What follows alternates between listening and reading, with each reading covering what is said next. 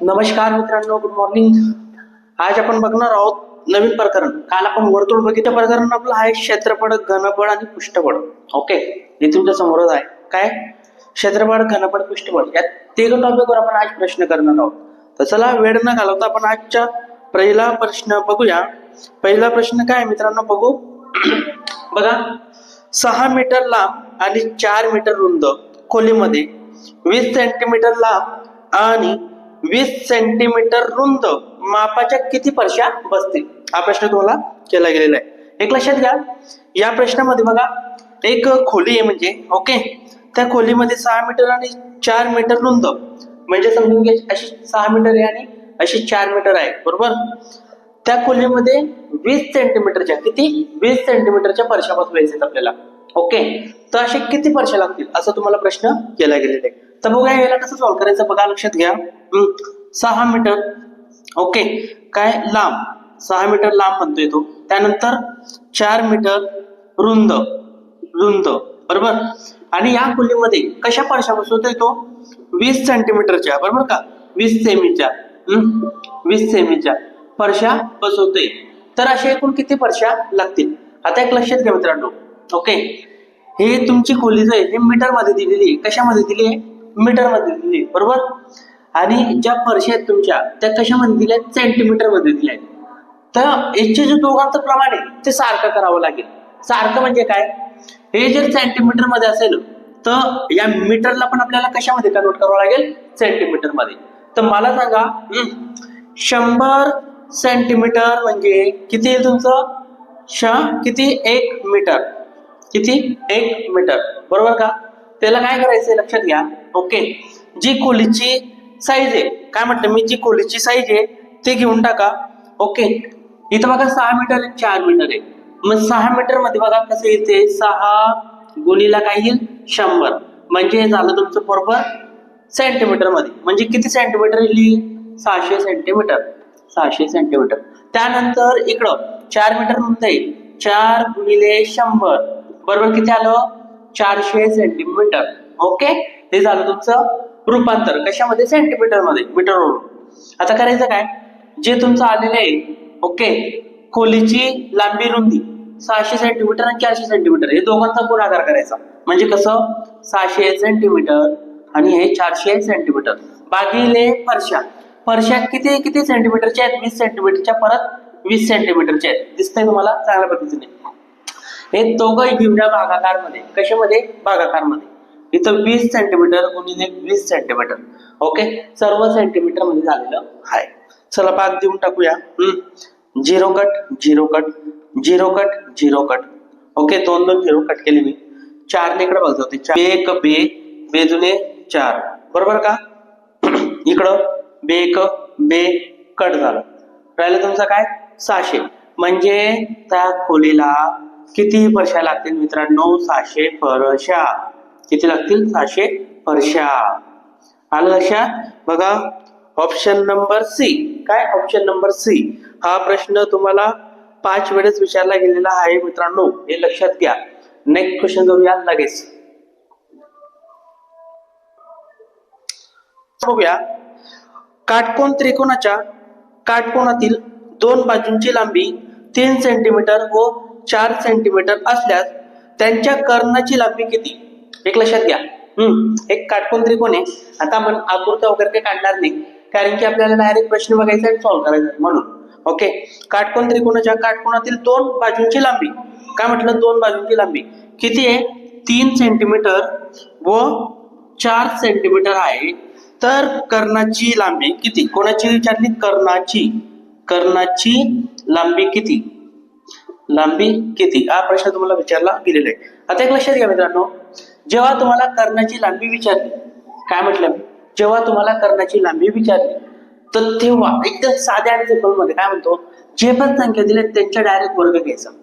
कर्णाची लांबी विचारल्यावर काय म्हटलं मी, डायरेक्ट त्यांच्या वर्ग घ्यायचा. तुम्ही पायथागोरसचा प्रमेय बघितला असेल. ओके, त्याच पद्धतीने हा प्रश्न सॉल्व्ह होतो. मग 3च्या वर्ग किती, 9, 4च्या वर्ग 16, दोघांची करायची कंपल्सरी काय, बेरीज.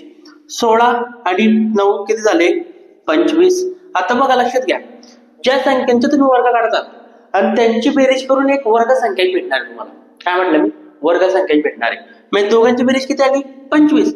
मग याचे वर्गमूळ काढायचं. वर्गमूळ काढणे. वर्गमूळ किती मित्रांनो? 5.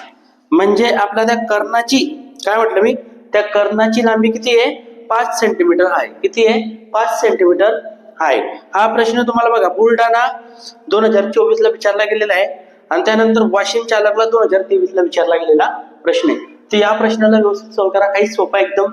कर्णाची लांबी विचारली, डायरेक्ट पायथागोरसचा प्रमेय मारायचा. दोघ संख्यांच्या वर्ग काढून त्यांची बेरीज करायची आणि डायरेक्ट वर्गमूळ काढायचं. उत्तर खलास. म्हणजे ऑप्शन नंबर बी. किती? ऑप्शन नंबर बी. प्रश्न तिसरा करूया. चला, प्रश्न क्रमांक तिसरा तुमच्या स्क्रीनवर आहे. एका काटकोन त्रिकोणाचे क्षेत्रफळ, ओके, एका काटकोन त्रिकोणाचे क्षेत्रफळ 352 चौरस सेमी आहे.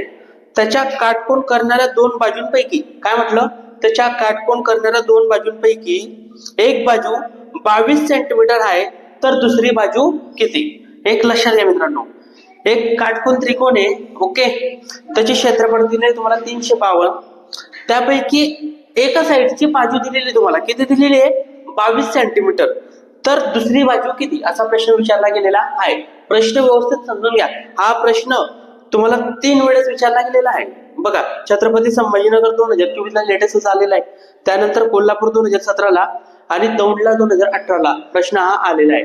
तर एक लक्षात घ्या मित्रांनो, या प्रश्नावर कसं सॉल्व्ह करायचं बघा.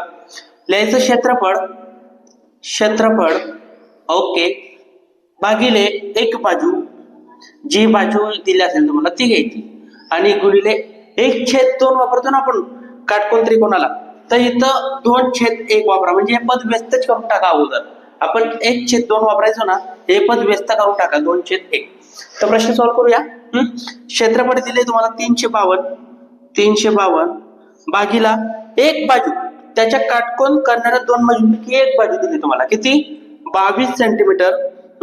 व दुसरी बाजू काढायची आणि कंपल्सरी 2/1. बस एवढंच आहे. ओके, चला काटाकाटी करूया.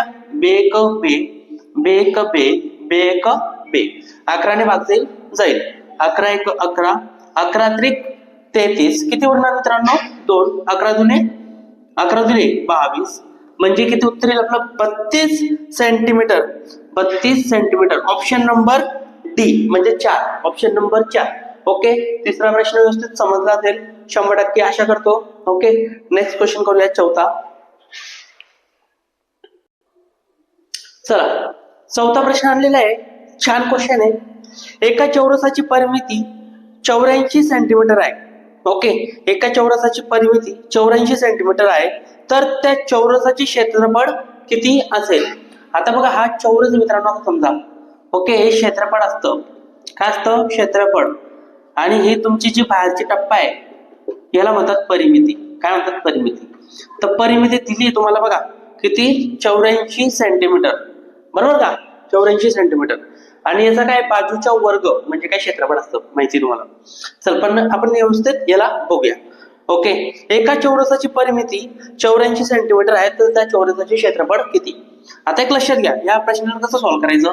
परिमिती घ्यायची, परिमिती आणि भागीला कंपल्सरी काय वापरायचं? 4. 4 का बरोबर वापरतो आपण? चौरसाला 4 बाजू आहेत म्हणून. ओके, त्यासाठी चला काढूया. परिमिती किती आहे? 84 भागीला 4. 4 ने भाग देऊन टाका. 4 1 4, 4 2 8, 4 1 4. किती आलं? 21 सेंटीमीटर. या 21 सेंटीमीटरचा काय घ्यायचा? वर्ग. किती वर्ग? 21 चा 441 सेंटीमीटर. काही म्हणजे इथं तुम्ही असं पण लिहिलं तरी चालतं सोप्या भाषेमध्ये. म्हणजे आपलं उत्तर काय येईल? 441 चौरस सेमी. Option number A.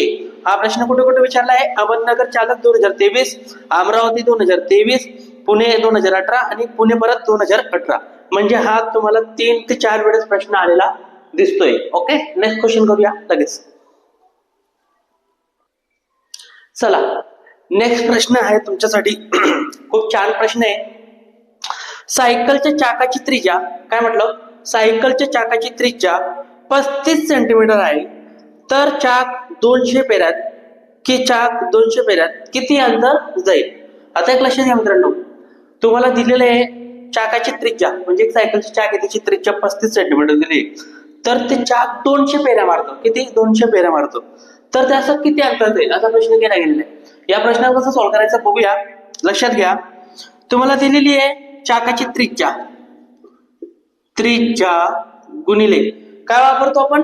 22/7. पण 7/22 वापरतो, पण याला व्यस्त करावं लागतं. काय करावं लागतं? व्यस्त. मग कंपल्सरी 22/7 गुणिला कंपल्सरी का वापरायचा? 2. काय वापरायचं मित्रांनो? 2. हा पहिले फॉर्म्युला अप्लाय करा. बघा, चाकाची त्रिज्या दिली तुम्हाला किती? 35 सेंटीमीटर. 35 म्हणजे 35 सेंटीमीटर. त्यानंतर तुम्हाला हे फॉर्म्युला कंपल्सरी वापरायचं आहे. आता आपण पाय r वर्ग 2 म्हणतो ना, तोच फॉर्म्युला हा मराठीमध्ये करून घेतलेला आहे. गुणिले 22/7 गुणिले कंपल्सरी 2 आणि इथं छेदला 1. हा घेतला नाही घेतला तरी चालतं, लक्षात घ्या. ओके, व्यवस्थित सॉल्व्ह करा. चला इथं काटाकाटी करूया. 7 ने कुठं भाग जाईल? 35 ला देऊन टाका. 7 1 7, 7 35. काय करायला तुमचं? 22 5 2. पहिले या 5 आणि 2चा गुणाकार करा. 5 दुने 10 म्हणजे या 22 आणि 10चा गुणाकार केला तर किती मित्रांनो? 220.